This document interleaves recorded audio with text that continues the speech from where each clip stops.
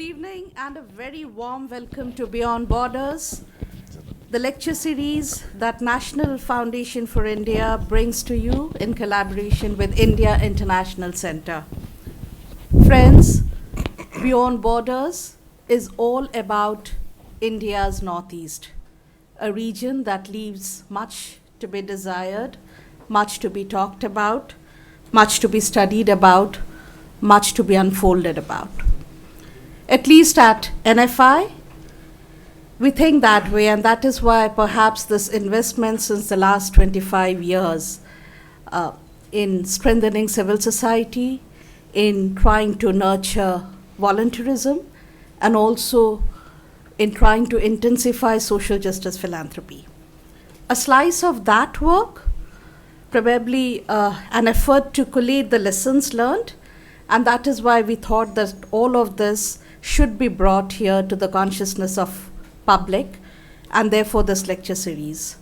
And I thank, on behalf of my colleagues at NFI and also the Northeast Desk of NFI, the India International Center for co-owning this idea, and also Kishalay Bhattacharjee for curating this series. Beyond Borders is also about South and Southeast Asia, two very populous regions, two very fragile regions. But in this particular series, we may avoid talking about conflict, talking about disasters. In fact, what we would like to focus and know more about is the contiguity, the Asia represent in terms of language, in terms of ethnicity, in terms of economics, in terms of trade, in terms of art, in terms of culture, so on and so forth.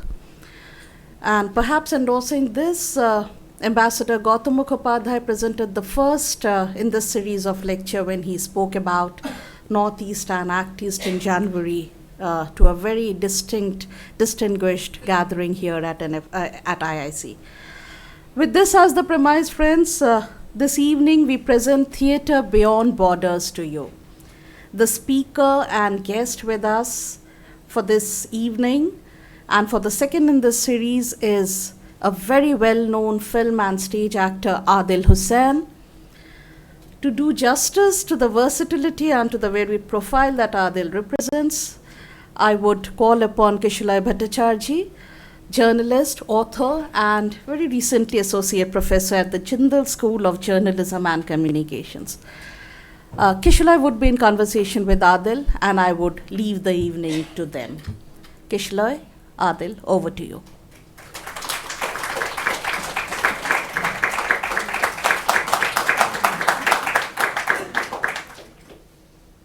Do you like this end or that end? Doesn't matter actually, but I'm good. Oh, this the was left your and the hand. right. Yeah, you gotta be.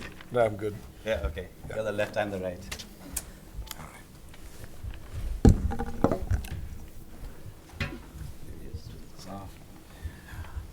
Good evening, everyone. Thank you so much for coming here. Friday evening, 5:30. That takes a lot of effort, particularly for people who are coming from outside Delhi.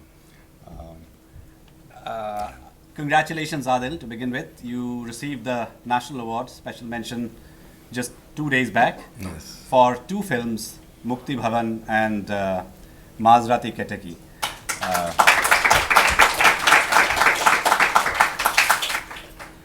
Now, I watched the first. Many of us would have watched the first, Mukti Bhavan. I'm hoping to watch the second, which is an Assamese movie.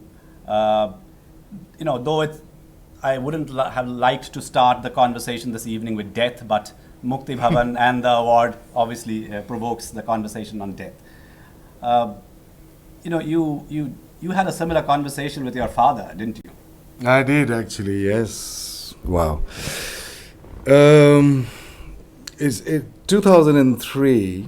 My father passed away December 22nd, and 2003 itself, I guess, by March or February, I forgot exactly what month was that, and I somehow felt like a woman who is more intuitive than men, as I have come to know after being associated with women for a long time. And so 5:30 in the morning, I was about to leave from my hometown, Gwalpara, and I was about to go to Delhi, and I went up to my dad at 5 in the morning to say bye to him.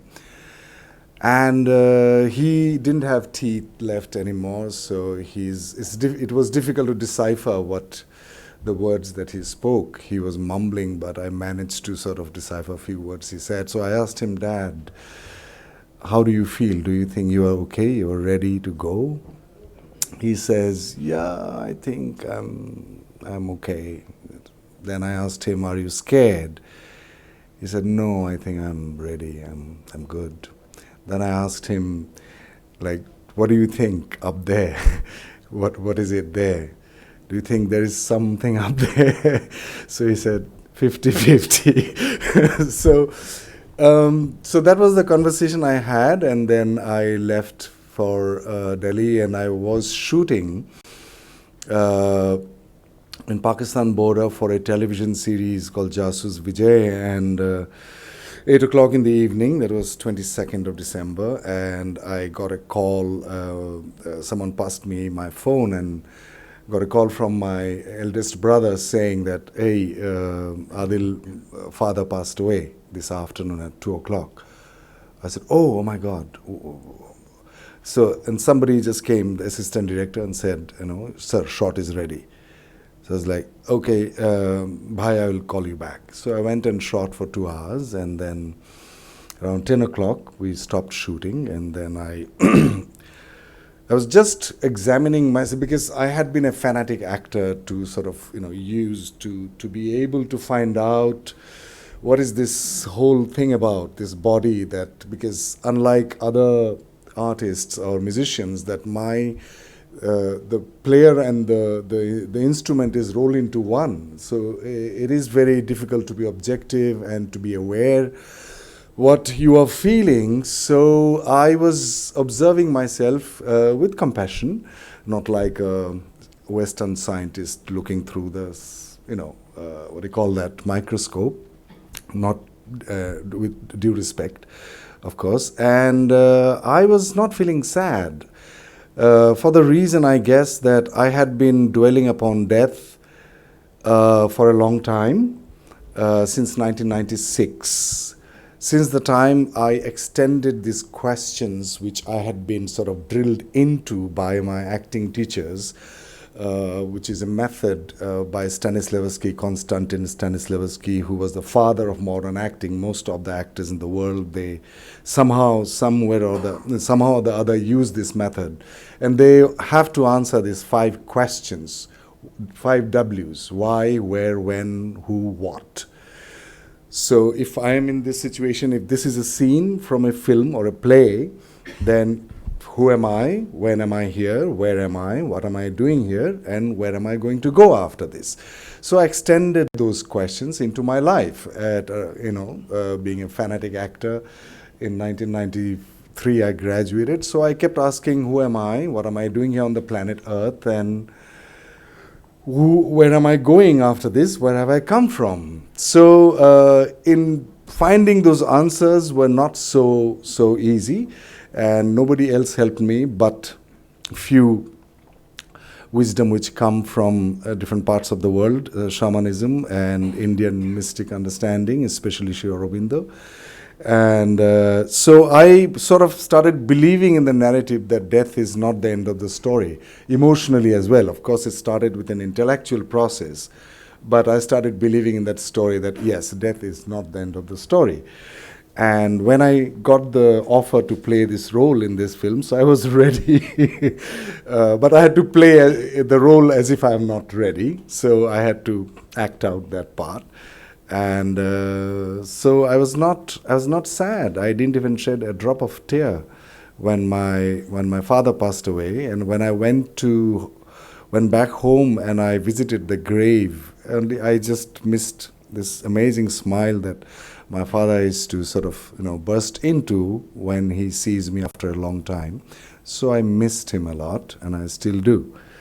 So that's the story. Yeah. The relationship between fathers and sons have universally been strained. I mean, there's affection and at the same time there's resentment.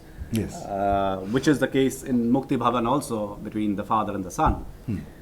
Your father wasn't happy when you decided to take up acting, did he? Was he?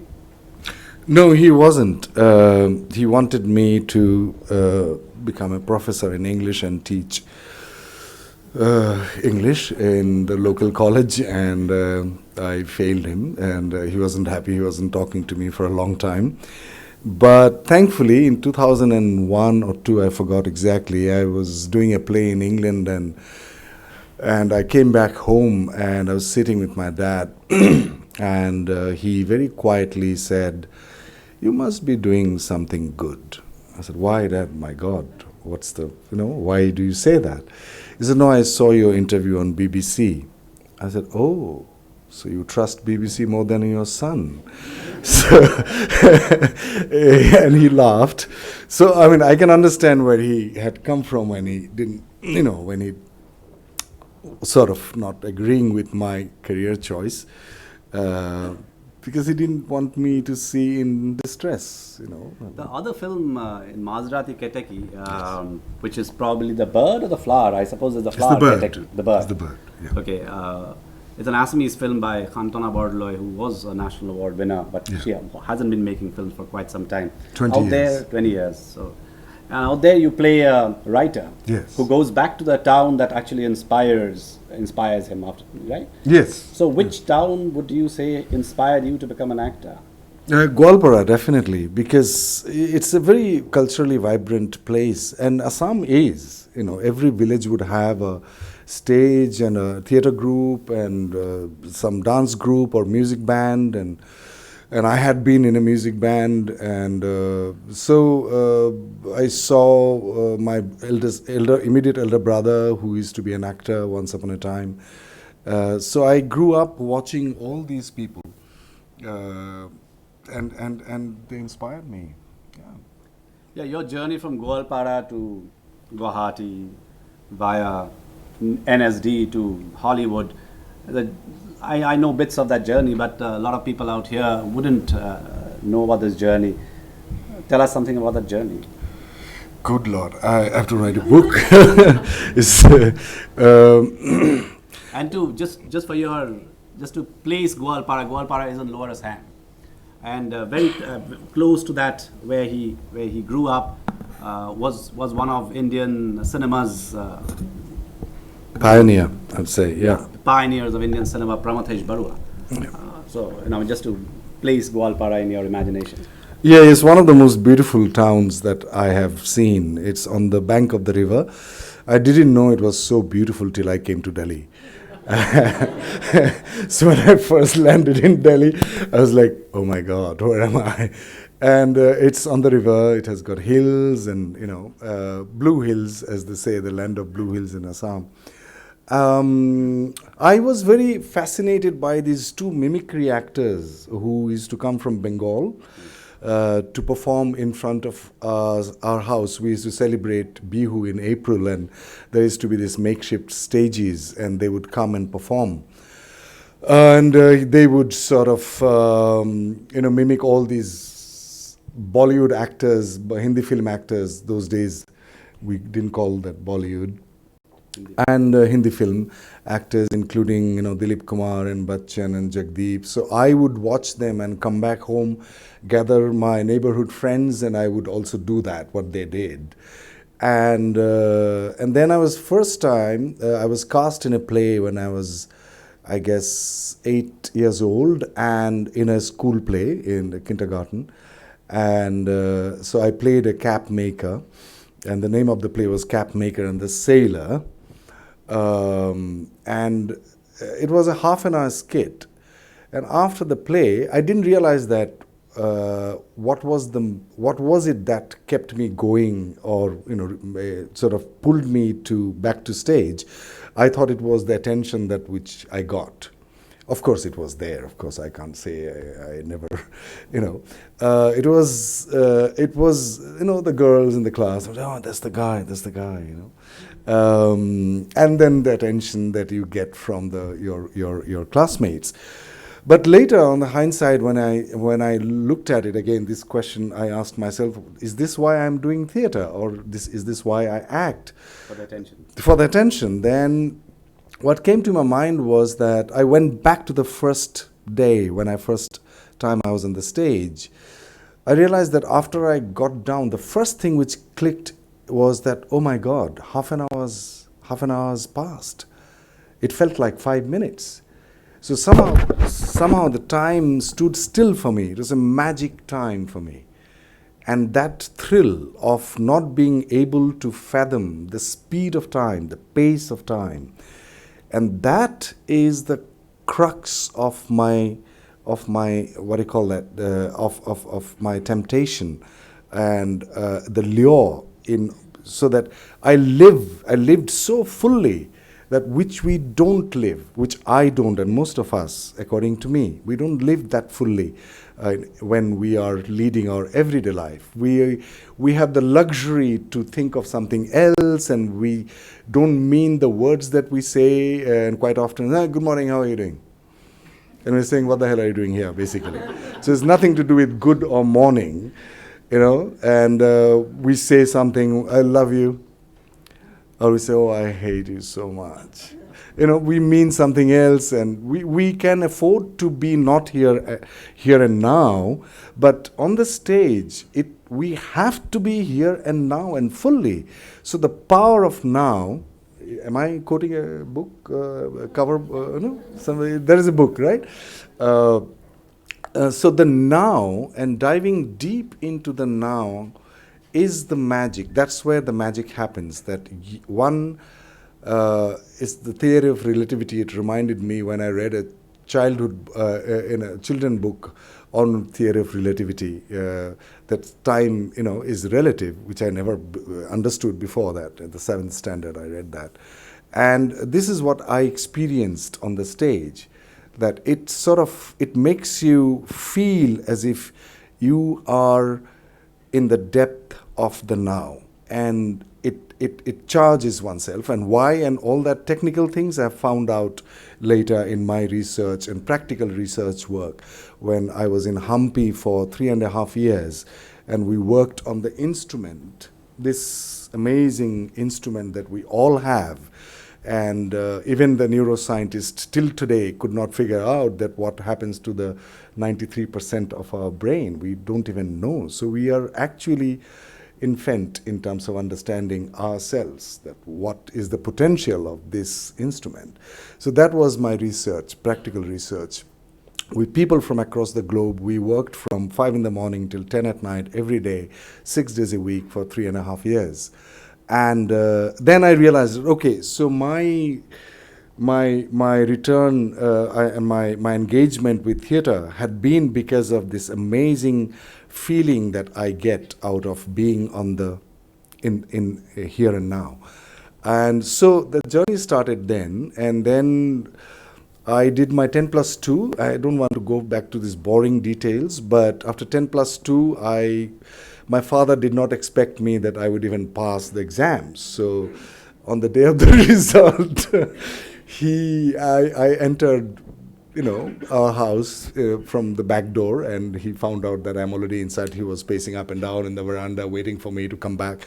So he very reluctantly asked me. So I said, I passed. Oh, okay. And then after like half an hour, he asked, 3rd division? I said, no, I got 2nd division. 2nd division? You never studied? I said, I studied for 15 days. Oh, see? You should have studied more. I could have gone 1st division. So I said, so he was in a happy mood. So I said, Baba, I would like to go and study in Guwahati. So my reason behind asking that I want to go to Guwahati and start acting in films. I want to be a hero. I want to go to Bombay. I want to become like Bachchan Saab.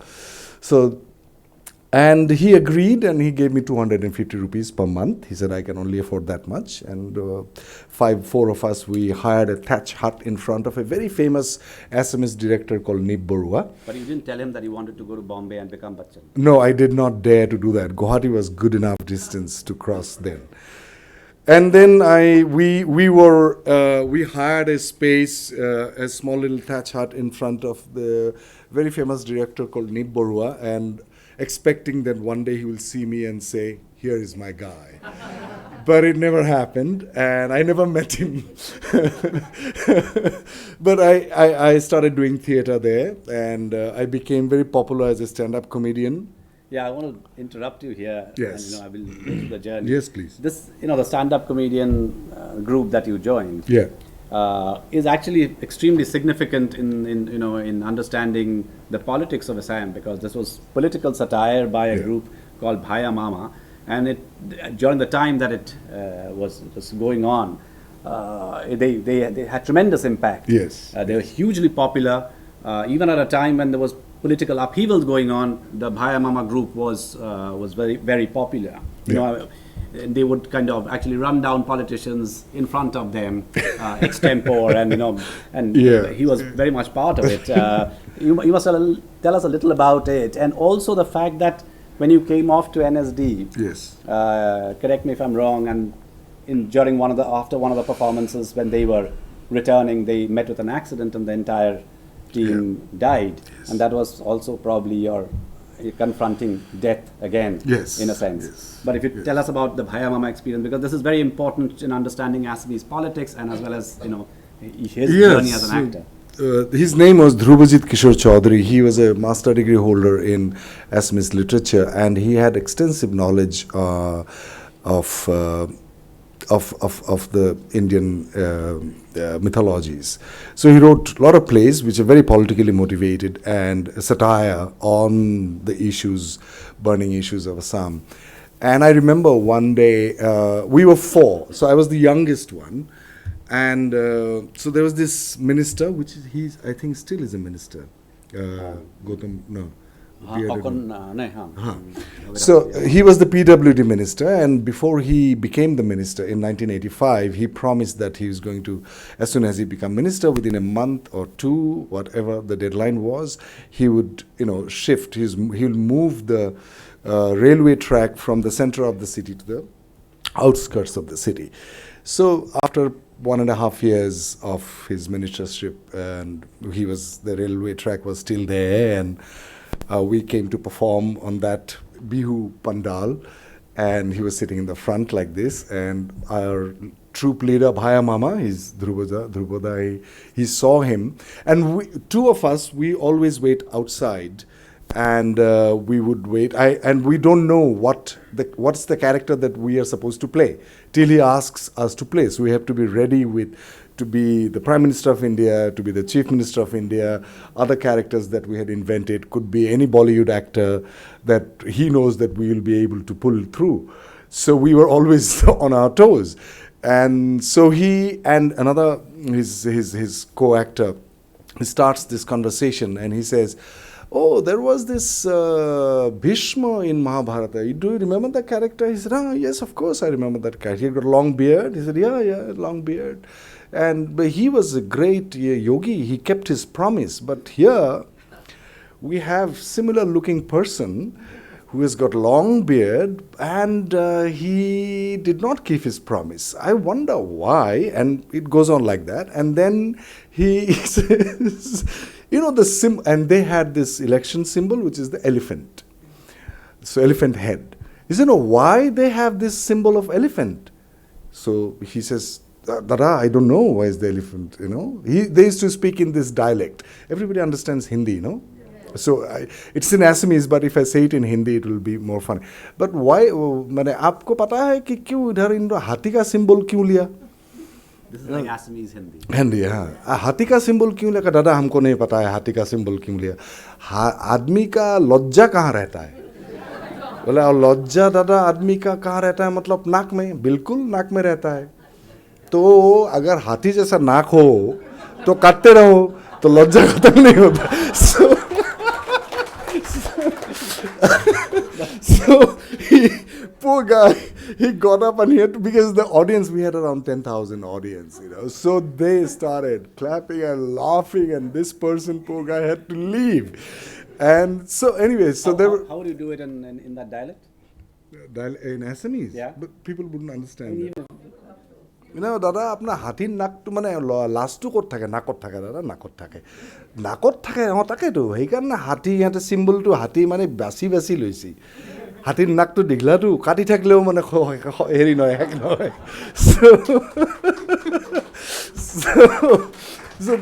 And so if they have to take on electricity board, they would, say something else. And then, especially, the most popular our performance was on flood. So, in that particular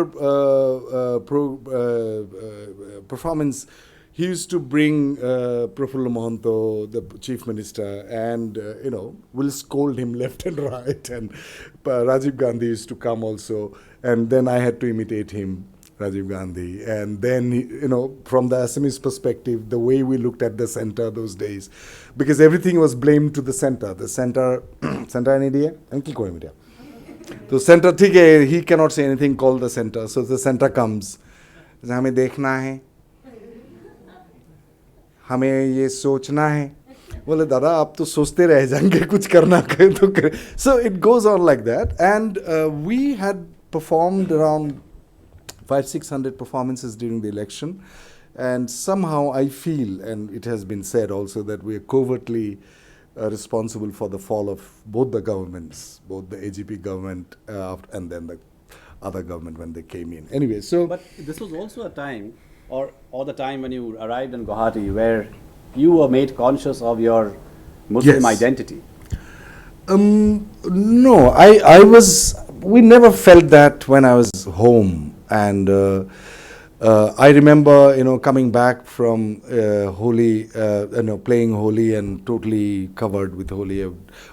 Everybody has a pond in Assam at the back of their house. So we go and jump into the pond, and then we will light diyas during the Diwali, and during the Eid, all my, non-Muslim friends would come and eat. And so there was not a question of, that feeling.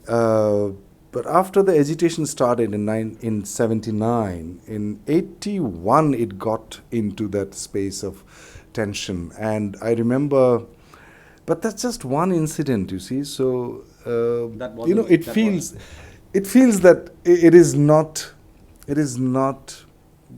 one should not reflect upon that incident. Though I was shocked, but I feel that one incident should not be used to judge the, of course not. We don't do that, but still. So I was just pulled out from and I used to participate in Honkor Devor Tithi, he was a great saint of Assam, a 15th century saint. And I used to join in the kirtan, as a young student. And and I used to love it. So one day I was there in this celebration of his birth anniversary, and then so I was asked to leave, to stay outside that border, and I was like, why? It never happened to me before. I couldn't even believe that this was happening.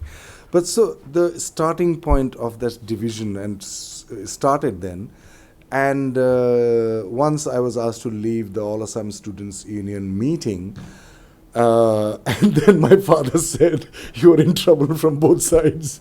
The Muslims, they don't trust you. They think you're on the other side, and these people think you are a spy from the other side. You better leave." So 1983, when the election happened, when the massacre happened, my father sent me away to Meghalaya for 1 month because he thought that I'm in danger. But later, in the prevailing circumstance now, does this identity affect you in any way? Well, have you reconciled? Yeah, I never felt that way ever after that, apart from some my personal ideas before I applied for American visa. My wife, she's from there, and so she kept pestering me that I should, apply for a visa. I said they will not give me. My official name is Khandakar Muhammad Adil Hussain, and they might add Bin Laden behind. So I just felt there's no point applying for, a visa. And but finally she did all the online thing, and I was there for the interview, stood in the queue for 4 hours, and I was quite impatient those days. So I thought, I hope that I will keep my cool when they will ask me these questions. So finally the moment of truth, the window comes, and So this guy who's looking at the computer, because everything has been fed there already, and he looks at me like,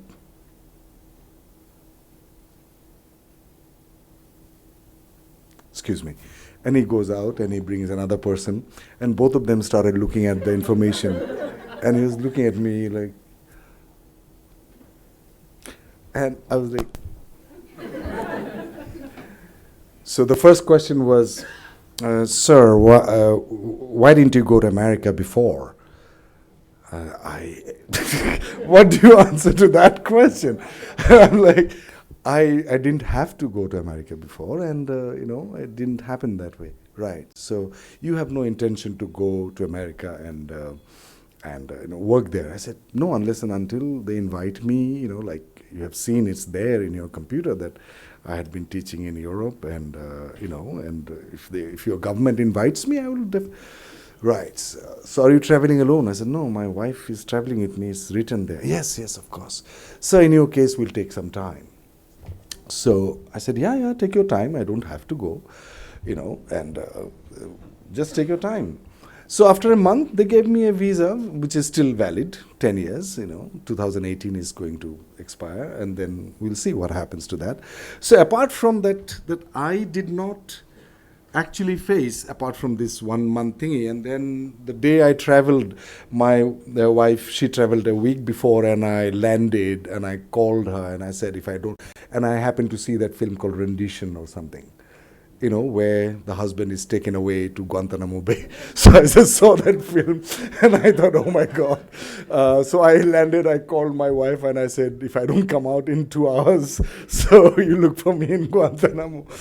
But, the immigration officer was like, how long do you want to stay here? I said, 22 days, welcome to America. Nothing happened. I have traveled so many times there since then, and when you talk about journey, there's been another interesting journey in your family. Your grandfather walked. Yes. From Iraq. That's what I was told. Yes. Why did he head toward Assam? I have no idea. I mean, I never met him. He died. He passed away in 1935, when my mother was 5 years old. I was told he walked from Baghdad, and he was a Sufi saint, and he landed in Assam, and he sat in this jungle. These are the stories that I heard. I have to believe in them. I don't have to, but somehow I started believing in it, because there are people, those who testimony. I have heard quite a lot of testimony, and so yes, he established a lot of schools, and he looked after a lot of people. He gave scholarships to people to study in different places, different parts of the country, and yeah. So, but coming back to your journey, so yes. From Bhaya Mama, then your next milestone that we as audience remember yes. is of course Othello, the play in black and white. Yes. And which really, in a sense, do you think launched you in the imagination? Because people still remember about Othello. They still talk about it in Delhi. And you had a very interesting. I met my wife. Yeah, you met your wife. She played Desdemona, and I played Othello for 10 years. So, and yes, Othello.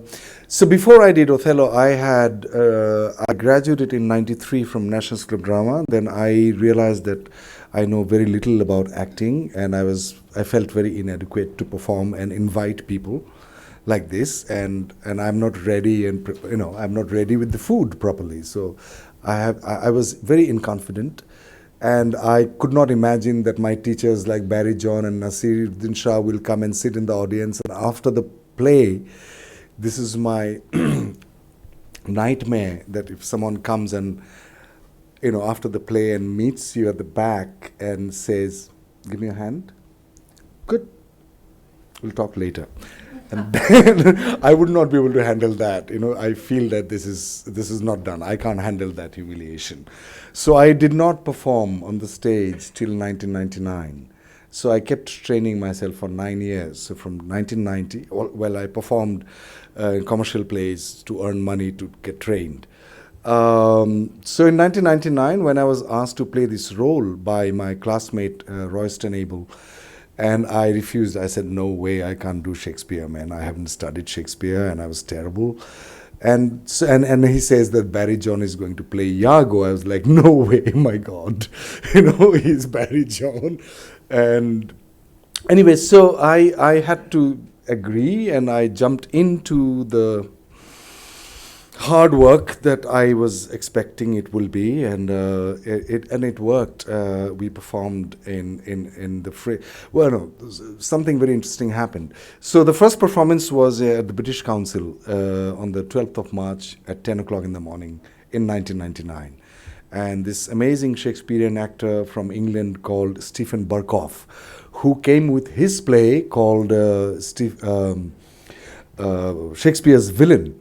And so he could not see our play in the evening, so he was invited for a special show for himself at 10 in the morning. And I was like, 10 in the morning is not a good time to perform. You just wake up in the morning, and how can you perform, So I was like, no way. But I had to, and after the performance, I was totally scared. And so after the performance, we had this lunch at the British Council lawn, and so Stephen Burkoff is sitting there, and he says, you reminded me Laurence Olivier. He reminded me of Laurence Olivier. So I was like, oh, thank you. So Barry is there, Roy is there, and I'm like, okay. I didn't know how to react to that. You come to London, I'll give you work. I'm like, oh, okay. And you should take this play to Fringe Festival. He's the director.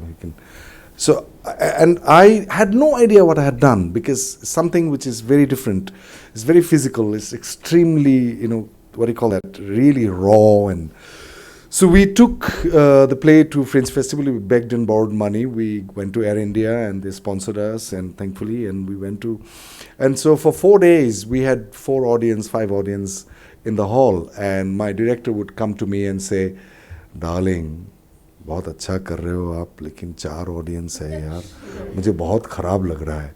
So I say to Roy that, see Roy, I know I'm only responsible for 4 audience, I'm so happy, not 100 audience, So he's like, क्या बात कर रहे हो यार Adil, you are doing so well. I said, don't worry, 4 audience is good enough. And on the 5th day, I went to buy bread, because we had to do everything ourselves. I remember Barry John carrying the chair on the shoulder, climbing the escalators of the metro from London to, to the station to take the train to Scotland. And so I went to buy bread in the morning, and I bought this Scotsman by chance. And I saw my photograph, like half-page photograph of mine, close up like this, and so underneath it says, Adil Hussain performs Othello something near perfection. Best Shakespearean acting I have ever seen, including Peter Brook's Tempest. So I was like, so I took a deep breath, I digested it. As I thought, there's something wrong with the plays that this person has seen here before. Because I know, I actually didn't have any clue what I had done, thankfully. So Roy is saying it's good. Barry doesn't speak at all, so he keeps quiet. If you ask a question, he'll be like,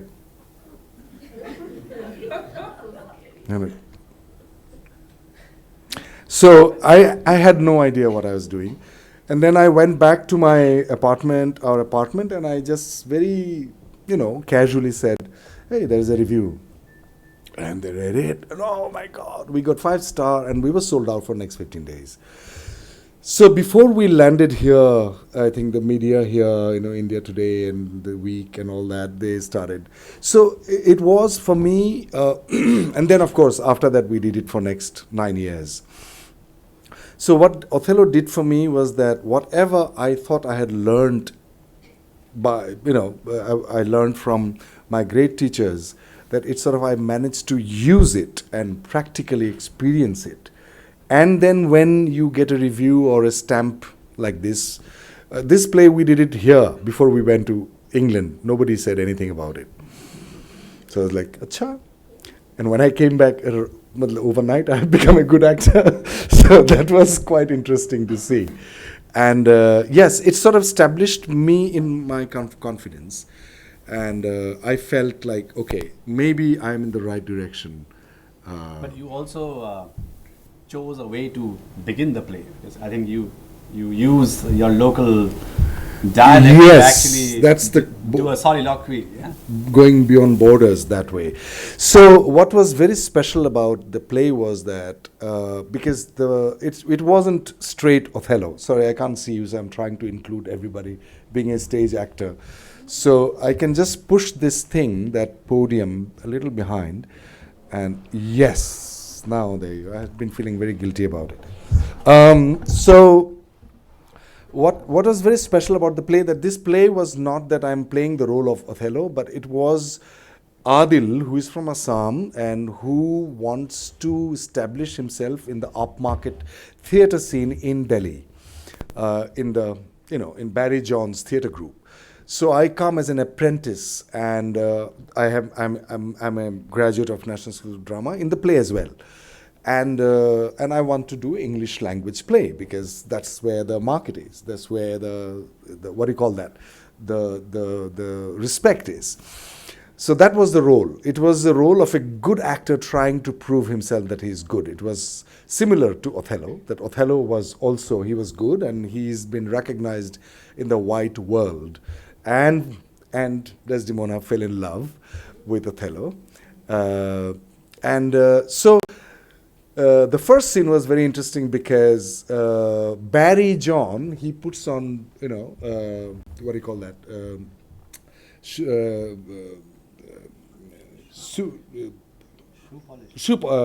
Boot polish, and becomes dark and auditions for the play because they've invited a new director this year. So the director sees the rehearsal and says, Barry, you are a fantastic, she was Italian, you are a fantastic actor, I love it very much, very good. But you are the engine of the play. Iago is the engine of the play, and I would like to, cast you as Iago. So everybody was surprised. Like Barry wanted to play Othello, and he's Barry John, for God's sake. You don't say no to Barry John. So, but the Italian director didn't budge at all. So she notices me and said, who is this actor? So I had long hair those days. Come here. You look very exotic Indian, with the long hair. You're very good, and I'd like you to play this Othello. Do you know anything? I said, yeah. I quietly had been reading because I did the play in NSD, and I said, yeah, I know the play, but the problem is मुझे हिंदी में आता है और असमिया में आता है, मुझे अंग्रेजी में नहीं आता है. No, don't worry. English is just a sound. Of course, the Italian would say that. English is just a sound, We may do the play in Assamese, in Hindi, no problem. Would you mind auditioning for it? I said, yeah, no problem. So I audition in Assamese. And the scene is the court scene where I am expressing my love for Desdemona in Assamese. And I do it in a Jatra style, like Assamese mobile theatre style, which is very physical and very loud. And she says, well, fantastic, you're very good. So maybe you play Othello, we'll test. If we like it, after maybe 5 days, we'll see. I don't promise it, but you may get it. I said, okay. And then the next scene is in Hindi, and why I'm telling this story is there is a reason later. And then so Desdemona is assigned to teach me English. I can read and write English and speak English, but Shakespearean English is beyond me. So she, in the process, falls in love with me, and she actually. So there were like 3 layers, So it's a 3 layers. So we are playing, Adil, the actor, is playing Othello, and and in real life we are on the stage we have these 2 identities, and then real life this was happening. So it was like 3 layers going on, and so when we did this play in England, there's a scene where I'm mad. Othello goes mad, of course. I'm going mad, and I use a curse word from Assam. And should I? Yes. You'll do it for us. No, I don't remember all the lines. Hey, Kala, let her rot and perish and be damned tonight, for she blah, blah, blah, blah. And suddenly I had this, somebody laughing. I was like, oh God, there are a few Assamese in the audience. Anyway, so the whole scene, and in between, wherever I'm losing my, temper, I use 1 or 2 Assamese words. And the Independent, the newspaper, they gave a wonderful review which crosses the borders, beyond borders, that the actor, we did not need translation to understand when he spoke in Assamese. So that, I found, so that's the technique of acting that I had been taught by and most, it is Khalid Tayyabji, who had been my mentor. So he trained me with, it's a physical theater, and then you go into the depth of your, wherever, darkness or the tenderness, or but to the core of it, and then you find a physical language for it. It's not mime, but it's the physical language for it, which is not mime at all. And then the vibration of your feelings and emotions travels through the air, and the person did not necessarily understand through the intellectual faculty, but they come to know about it. This is what you're talking about. So for me, crossing border is that when I don't have to speak and people understand me. In Natya Shastra, it's also said Vaikhari, which is verbose communication. That's the worst form of communication.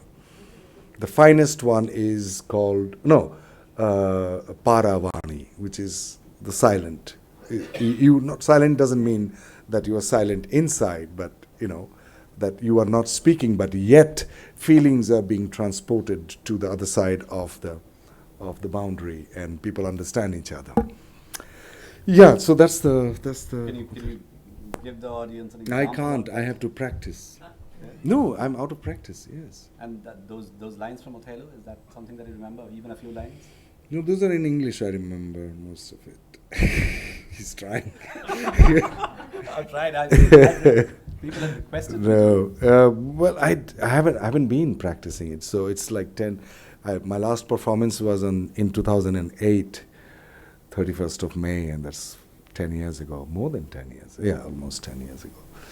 You need practice. It's like classical singing, unless you practice, you don't. I'll keep trying till we finish. Yeah. Yeah. But in this, you were, because you were invoking beyond borders, and Yes. which is essentially you're saying about, of course, the Yes. whole technique of acting and how it kind of transcends borders.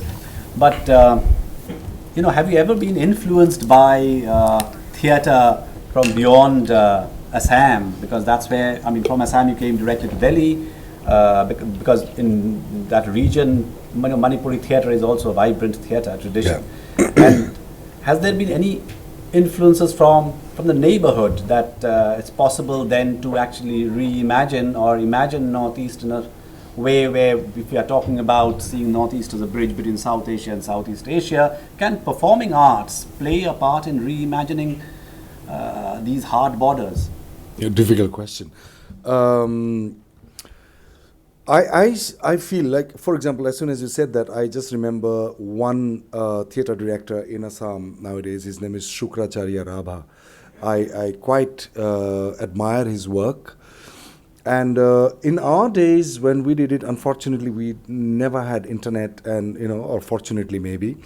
Like we heard about Kanhailalji, we heard about Ratan Thyam, and the resources that we had in terms of financial resources, in spite of wanting to go, like I remember stealing 40 rupees from my dad's pocket and went to Nolbari, which is around 100 kilometers from my hometown, to get the brochure of NSD, who was this student of NSD who came for summer vacation back home. And so I somehow was influenced by the theatre which happened there, and which I saw and watched and loved it in Kolkata and in Guwahati, and very influenced by theatre from Kolkata, because I watched Rudra Prasad Sengupta, I watched Kumar Roy, and I watched Bhaya Mama. He did amazing theatre pieces, literature from dramatic literature from written by Bengali writers, Bancharam or Bagan Bancharam Ka Bagia, Manoj Mitro's. But till I came to Delhi, I did not. It did not happen to me that I saw Kanhailal's performance, and who uses very few words, very, very few words. Most of it, again, is very physical theatre. And that, I guess, crossing boundaries, like I remember now, very interesting. Can I just go a little away? I spent around month and a half in the most remotest village in India, I guess, because in that village till 1995 they didn't see money or matchboxes or buses or cars. Now it is in Chhattisgarh. It's the name of the village is Kudupad, and we climbed for 2 days, and me and my teacher Khalid Taibji, who took me there, and we didn't have any idea about their language, and we spent 1.5 months there, and we were dressed like them, one string and a loin cloth, and that's it. And we had the greatest time of our lives without understanding a single word. So somehow I feel that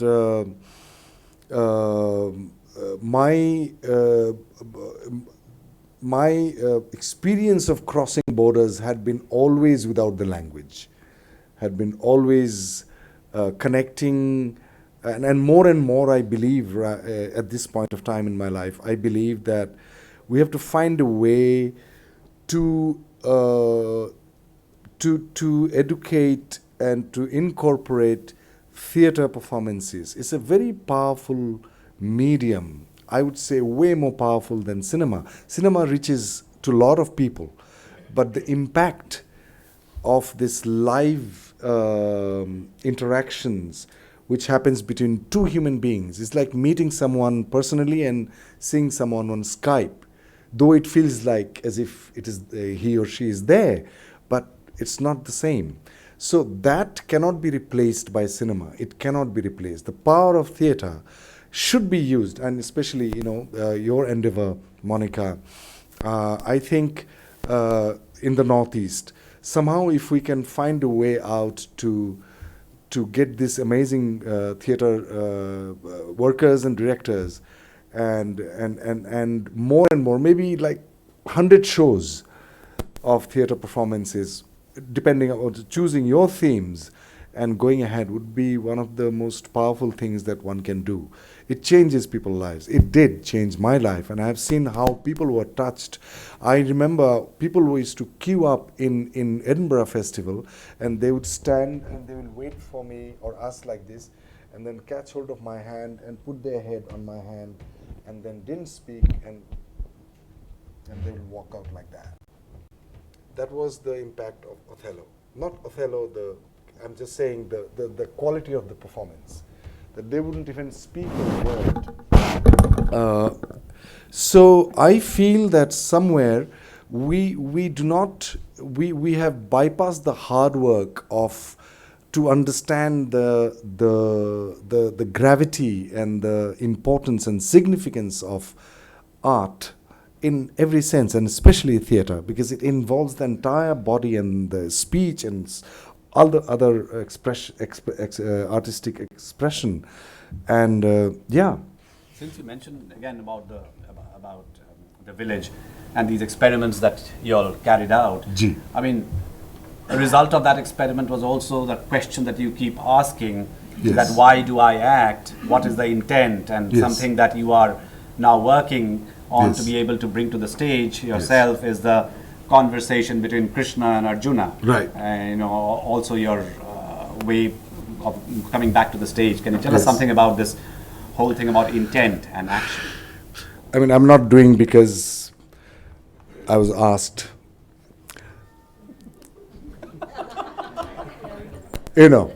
So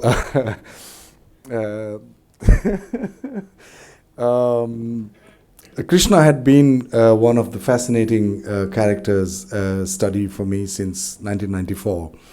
And I was fascinated by him because he get to do all these naughty things. And why can't I? and why am I looked down at when I do something which is not accepted, So I was in precisely for a very selfish reason I wanted to, to play Krishna, that let me understand why he can sleep around and why he can, do all and make people lie and all that. And if I do it, I'm called a liar.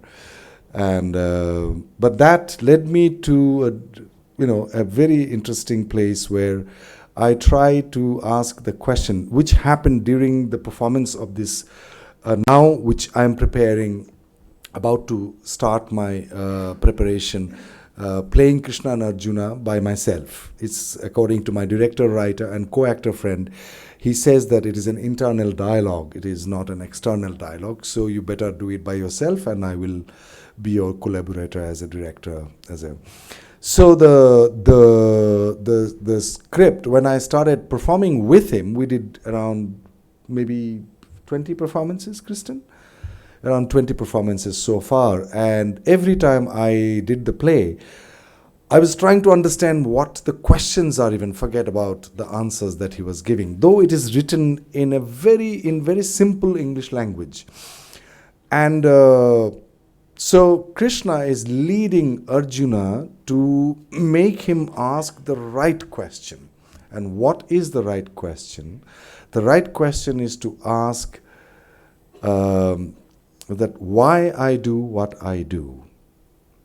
Now it seems very simple, simplistic, but it is not, because I was not understanding. I was understanding, but I was not experiencing what he actually meant by saying, why did you came to war? Why did you come to this particular, juncture of, at the brink of war? You were saying you can't fight. So why did you come? He said, no, I came here to maintain dharma and righteousness and human dignity and blah, blah, blah, blah. Then Krishna says, but if these are the actual reasons, then what's your problem? You should fight. And then he leads him to ask, well, these are not the reasons. There is something else underneath all these.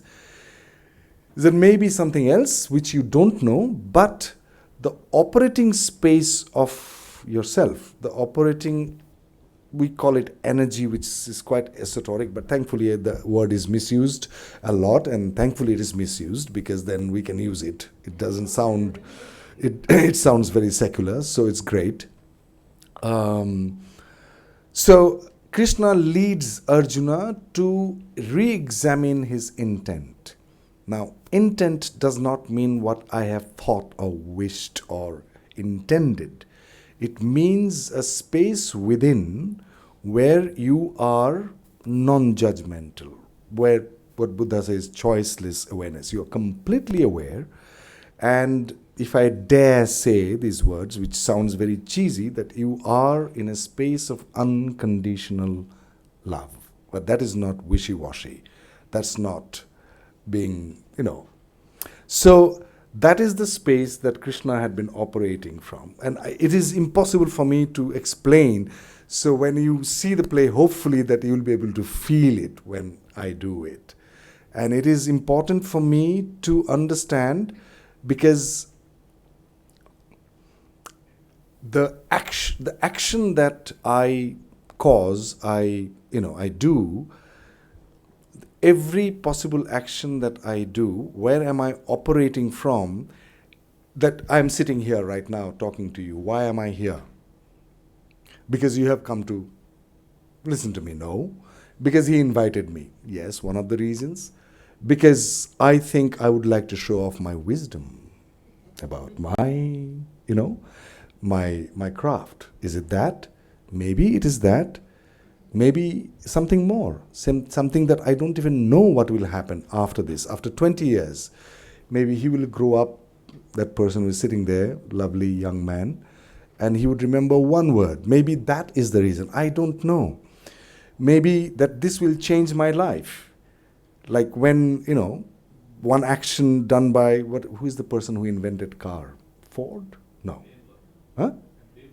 Yes. He had no clue that we'll fight wars for fuel, we'll go and get into Iraq and Iran and capture the entire thing. So we don't know what is going to happen by one of our actions. So I got interested about that.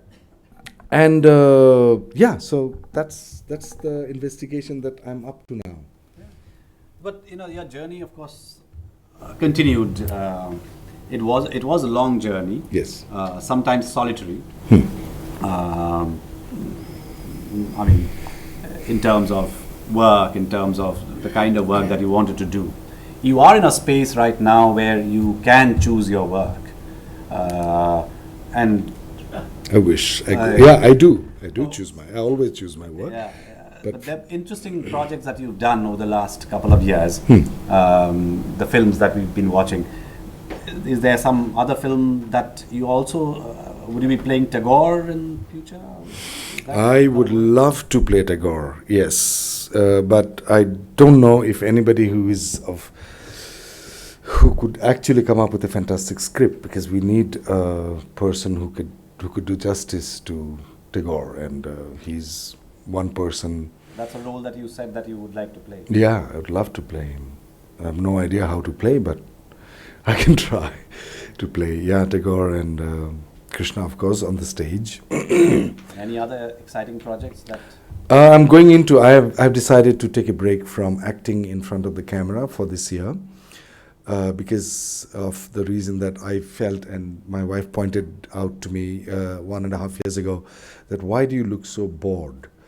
My physical language is like, kab hai acha shooting, acha kab hai kaun hai, nahi karte hain.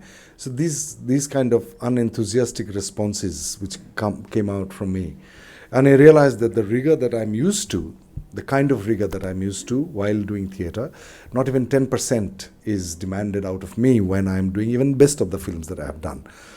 So, and I feel that I'm absolutely underused, unexploited. My artistic thirst is extremely, not fulfilled at all. I've just learned one thing, that I can understand that medium, that how much is too much, and I have understood how to internalize even more and do less and less and less. And but that's not good enough for me, and I want to get rid of this realistic acting for some time, and I want to fly. And the stage is one place where I'm allowed to fly. In cinema, what happens? You open the camera, and there has to be something real. Anywhere you open the camera, and on the stage is just a black, background, and you can create anything there, depending upon your skill and your caliber and your wishes and your intent behind it. So that's my next plan. Till December, I would like to come out with a performance. Right, thank you so much, Adil. I wanted the audience also to come in at this point of time, so we have a little interaction.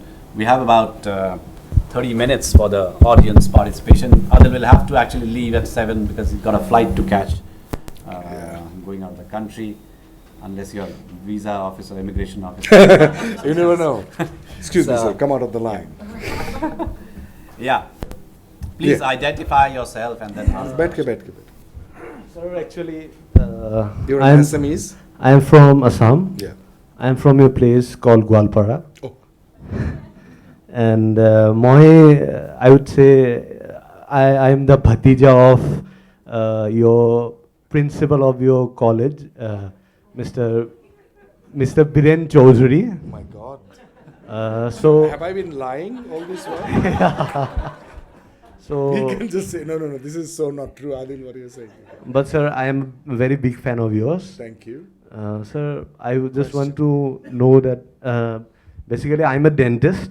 I just finished up, but I am very much passionate about acting and theatre, and I'm involved in acting and theatre in Delhi. Okay. So how, sir, did you start your journey, and how in those days in the Gwalpara college and in that environment, how did you grow yourself? I just told, no?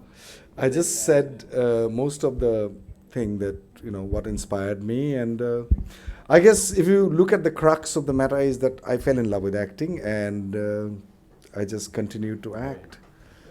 I just continued to act. And rest professional advice, you meet me later. If you want to leave your profession and be an actor, Want to be an actor? You have to pay me for that. As well. Hello, sir. This side. Hi. Hi, sir. This is Mausumi. Hi, Mausumi. I'm from Assam. I'm from Good Tinsukia. Lord. It is a pleasant surprise. I had come to attend this. I didn't know. My friend just told me that you're here.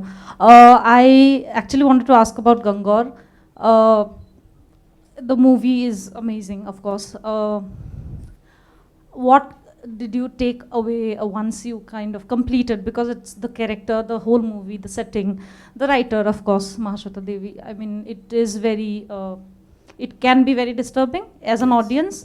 And I had, of course, had the luck to watch it on big screen. So how, as an actor, as one of the key characters, what was it that you kind of took away from that experience of shooting that story? This film, Gangor, it was shot in 2009, directed by an Italian director called Italo Spinelli, and produced by Rai Television in Italy. And Mahashweta Devi's story. There was a trilogy called Behind the Breasts. Choli Ke Piche was, and one of the stories is that Gangor. We made it into a film. What I took away was that I had no idea the kind of repression that these particular group of people who lived there. I saw that before that I was in, as I said, I was in Bastar, and I have seen and I heard stories about how the forest officials, they would come there into the village and they would ask for a feast and they will sleep with their women. All those things happened, but it didn't happen in front of me. But when I went to Purulia, and I saw it almost firsthand, and the people, those who had gone through it, I spoke to them, and almost like the visual came, vividly in front of my eyes, and the film is also about that. I play a photographer who is naive enough to post a photograph of this amazingly beautiful tribal woman while she was breastfeeding her child. And that became famous, and she had to become a prostitute. And I had no idea that has happened. When I came to know that, and I go back to find her and sort of to redeem myself from that guilt. Quite often we do that, thinking, as I said, the intent behind the action could have been that, see how good I'm doing for the society, and then it sort of backfires. So that's what I felt, that I have to question every action of mine, why I do what I do, including this that I'm doing. And one has to be responsible enough to take all the consequences with gratitude, which would happen because of this action of mine, including maybe shouting. And Shoibalji is about, you might say, Ki bolchile tumi okhane boshe boshe. Could be that. I'm just saying, So it could be anything. Yeah. Gentlemen, keep your questions short. So, Yeah.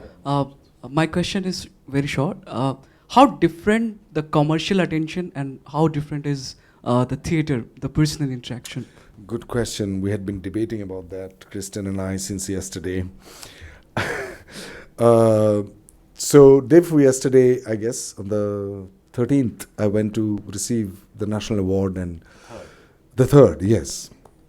And I was mobbed just after I came out from which is because all the people, those who had gone there, they all know what's going on. So when I go to the mall or the market, some people, and then I sort of, I brisk walk and I get out of that place, and they can't catch hold of me. But there, everybody knew that people are there. There's Akshay Kumar, there's Sonam Kapoor, there's this and that, and I was mobbed, and I went out for, to meet a friend of mine, and while I was walking back, I saw a huge group of photographers and cameramen hounding a person. I didn't even see him, who he was. And I just told Krishna, I'm so happy that I'm not that person there who is in the middle of that. So it is very intimidating. And I'm a person who likes to go out on the street and have a cup of chai on the roadside. And I had been very influenced by Jerzy Grotowski, whose theater tradition that I had been trained in. He said hundreds of things. He has written so many books. I have read most of them.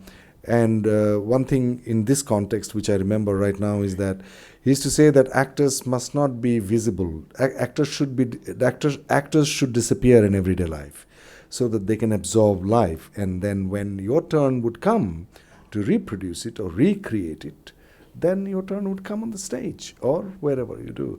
So it's very different. Theatre goers are not, they're not people that are going to push me to take a selfie, you know what I mean? They're much more, gentle and no cinema goers. I'm not blaming them at all. I know that they come from, because I had been also thinking that why film actors are so much, sort of sought after, because you see this face in a huge screen this close. So that is the proximity only, I think, few people like dentists would get. And your lover, near ones, loved ones can come that close. So you're allowing the entire nation to come that close, to invade your personal space, and who could see every wrinkle, your size of your teeth, your shape, the color. So they think they know you. So that affinity, the kind of affection that they feel, is because of that personal space that the camera invades. And they think that, oh my God, I know him, this guy, oh my God, he's the guy, And if you're doing certain roles truthfully and, and with sincerity, then they even feel more close to you, because they recognize you, and they recognize you not, I'm talking about the facial recognition, they recognize the feeling inside you, because you evoke that feeling in the person who is watching you. So they feel this amazing closeness, which is only felt by very few people. Like almost someone is sitting on my lap and whispering, and I'm telling a story. It's almost that feeling, which happens with me and my son sometimes.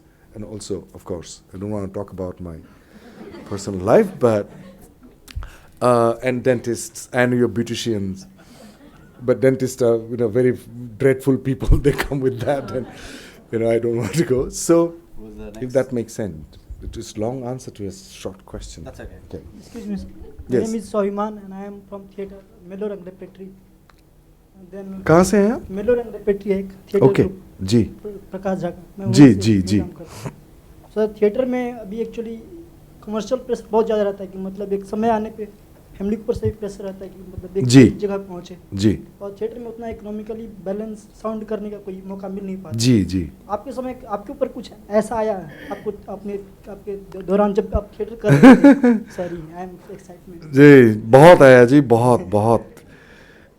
मुझे याद है कि मेरे पास 2 रुपये थे और मुझे 7 kilometre चलना था, और तो रात को 2 बजे, बैठिए ना, रात को 2 बजे me and my friend who is still a dear friend of mine, and हम जो दोनों हम बात कर रहे थे, और हम दोनों डिबेट कर रहे थे कि बस में चलें तो 2 रुपया खर्चा हो जाएगा, या हम पैदल चले और रास्ते में पॉल्टन बाज़ार ट्रेन स्टेशन में हम खाना खाएंगे, और 2 रुपया का वहाँ खाना मिलता था।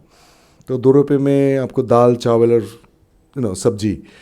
तो मैंने सोचा कि नहीं, हम पैदल चलते हैं और वहाँ खाना खाएंगे और फिर सो जाएंगे। सोने का जगह अभी तक ठीक नहीं हुआ था, कहाँ सोएंगे।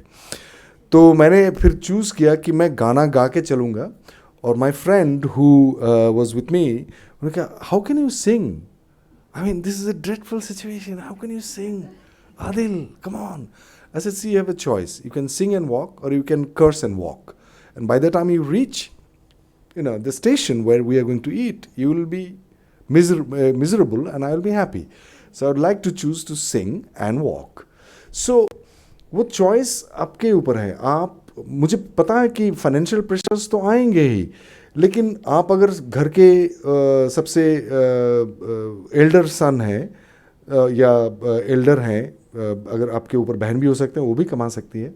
मैं उस हिसाब से मैं लकी था कि मैं सबसे छोटा था, तो मेरे ऊपर वो प्रेशर्स नहीं थे कि माँ पिताजी को देखभाल करना पड़ेगा फाइनेंशियली। उस समय अभी करता हूँ मैं अपने माँ को। तो अगर आप छोटे हैं घर पे, तो शायद अगर आप सचमुच प्यार करते हैं एक्टिंग से, थिएटर से, तो आपको रास्ता दिखाई पड़ता है, वो मैं बिल्कुल विश्वास करता हूँ उस पर. Yes. Yes, please. Here. Yeah. Go ahead, ask the question. It's coming to the mic. The title of the program is Beyond Borders, and Yes. we all know that art has no boundary. Right. But in recently, artists from our neighboring country had to return, and there were artistic collaborations had to stopped. Right. And so I feel art should not be dragged into political matters. So what's your opinion about this? Are you a journalist? I'm a filmmaker. Okay. No, I'm just curious. I think so too. I completely agree with you. I don't think that we should have any boundaries. And in fact, I think that it should be the opposite. We should have more communications.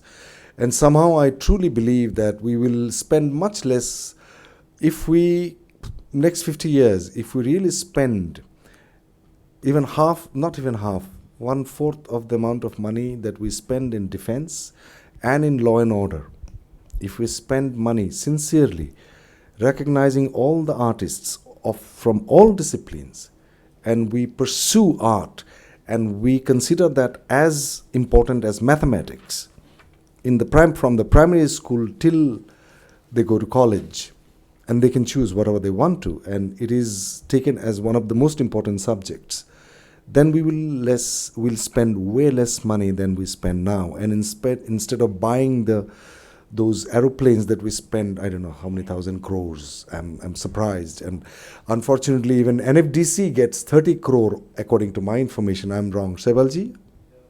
Per year. And we have to find this monstrous market of commercial film. And they spend 30 crores to advertise for one film. And we get 30 crores to make meaningful cinema for 1.3 billion population. So you can understand the priorities of the government, successive governments. And we are paying the price of that. The unrest in every part of the country. Of course, there has to be political will to solve it, but there are ways that if we really take art seriously into our curriculum, and seriously means really seriously, and not employ a teacher who is not willing to teach art, but to recognize all. I mean, it has to start from the grassroots, that okay, this is the person to groom people to teach art. And I think we'll spend maybe half the budget in the defense that we spend now. That's what I believe. I was asked one day that if you were the Prime Minister of India, what would you do? I said, I will cut entire budget of defense and bring it to art. My name is Mani Gupta. I'm from PTI. Hi, Mani. Hi. My question is this: that Just sit down and I'll do. The camera is just behind you. Yeah. I won't Sorry, take camera. I am the person who is supposed to. My question is this: that now you said that you will be taking this 1 year break from movies and will concentrate more on doing theatre. Not 1 year. This year till December. This year till December. Yeah. So and the reason for this is that you feel that you are underused. Yes. Now your work is getting appreciated all over the world. You are getting a national award. Ask Right. Akshay Kumar what it means to get a national award. My question is this: that you are saying that you're feeling underused, and that's the reason that you'll be shifting to theatre for this period of time. Yeah.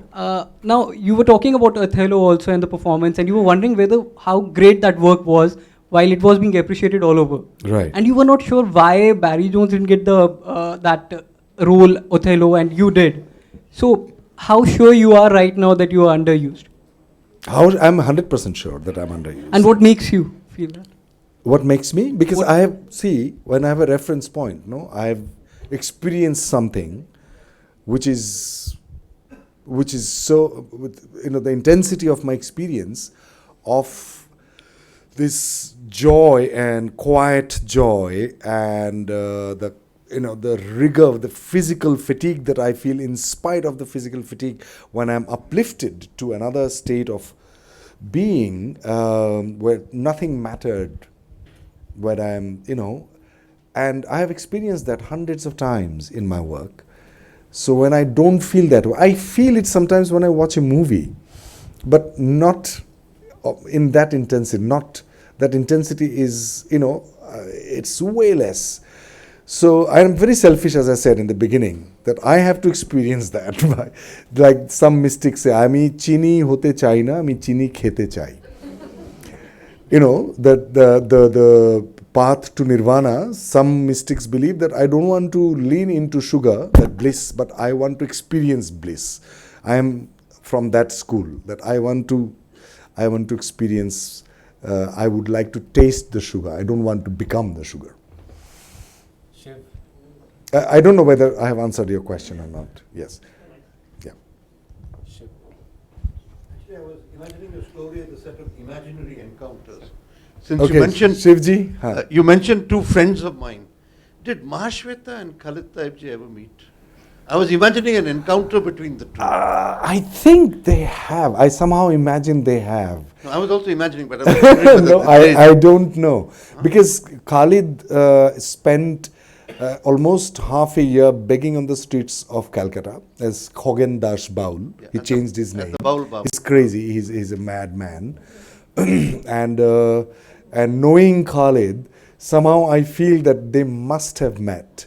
Well, he was mostly with Badal Sarkar, and so I think I will ask him. I'll call him up and I'll ask him. I don't know.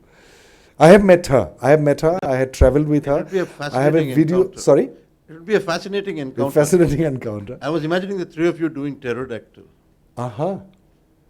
Yeah, but that would have been nice. I have a fantastic video recording of Mahashweta Devi singing in the car on the roads of Rome. I kept it there. I have to look at it now. Thank you. Yeah. Yes, please. Take the mic. Yeah. Introduce yourself. Hi, I'm Hina from DNA newspaper. Hi. So while you You have to come close to the mic. so while you started your career with theatre and you really wanted to go to Bombay, become an actor, be Bachchan Saab, did it happen to you that you had to do certain roles where you didn't want it to do it, but you had to do it because it come across your way before you reached that point where you could make the choices, where you reached, be it in movies or be it in theatre, where you could afford making choices, pick and choose. Did it happen to you for a certain period of time that you had to do something that comes? Not at all. I lost interest to go to Bombay in the middle of my NSD tenure. I met Khalid, I met Barry John, and they made me taste the taste of theatre. And I fell in love with theatre. And I realized the potential of theatre and the kind of engagement and demands that theatre has of an actor, which I just, after graduating, as I said, after graduating, I didn't go to Bombay at all. Not even for the first film, I didn't go to Bombay. The director came to Delhi and met me here, knowing the fact that he has to convince me to act in Ishkia. So he came and he said, "Why aren't you in Bombay?" I said, you tell me. Why should I be in Bombay? No, but I saw your audition. I said, yeah, but the kind of films that you make, most of the films, I don't watch myself. Why should I be in one of them? So then he said, no, this is a nice film and blah, blah, blah, and I'd like you to act in my film. I said, you seem to be a nice person, and I gave him 3 conditions he fulfilled. One was that I need rehearsals before even I start shooting. I hope that your film is sync sound. I hate dubbing. And I hope that my co-actor, no matter who she or he is, I knew it was Vidya Balan, that she has to stand behind the camera, even in the middle of the night, for my close-ups, that I have to look at her and speak. And he said, done. I said, okay, I will act it. And I asked him that, why did you come to Delhi? You could have called me and I would have said yes. He said, no, because the casting director says they don't want to act in movies. I said, yeah, he was right. So that's how it happened, and rest of the films also happened like that. I still live here, and I go to Bombay, and I work, and I come back. Why do you... Most privileged actor, and lucky. No, really. Why did you make Delhi your home, not Bombay? Because I'm familiar to, the streets and the wider streets, and friends are here, and the house that we live in on the edge of Jahapuna forest, and I see peacocks in the morning, and I think we are happy about Yeah, and I'm also away from the paraphernalia, which comes with film acting and who are you wearing? I'm like, who am I wearing? What are you talking about? No. I mean, I said, I know what you're saying, but why should that be important? I'm not a model, and I'm an actor. I love acting. I finish acting and I get out. So it doesn't matter what I wear and who I wear. So not who and what, So all these questions, and then if you don't go to a party, then अच्छा वो नहीं आया अच्छा बॉम्बे में रहते हुए. So now I keep getting these calls from different award ceremonies and please come. I was like, oh, I live in Delhi. Oh, really? Okay. Sorry, So Well, One we've come more to the end question. of it. she has one more question. I'm really sorry. One more. Sir, you mentioned being inconfident at certain point in your life, and you took years to practice. Yes. Does Not it ever- inconfident, I was scared. You were scared, and does it happen again to you ever during movies, during any other theatre?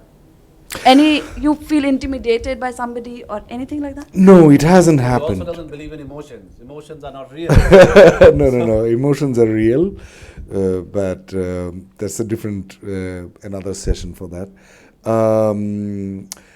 It doesn't happen to me that I get intimidated, but I like to be in a space within that I don't know what to do, but without the fear part of it.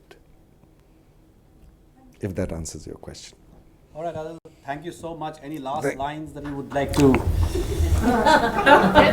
Yeah. The messenger. I failed. No, no, please. Any dialogue that you remember? Most cliched thing that you can ask an actor, but sometimes. Oh no, it gives me wonder great to see you here before me. My soul's joy.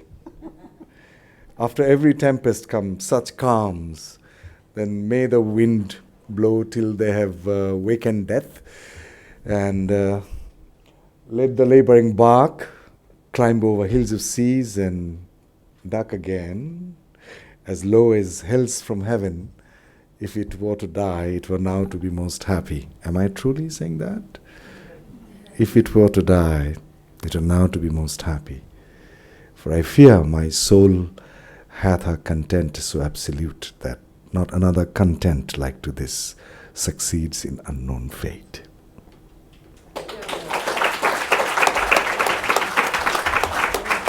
Thank you so much. Thank you so much, Adil. Absolute pleasure. I hope it was worth your while to come all the way. Hi, how are you doing? We missed all the mantra events.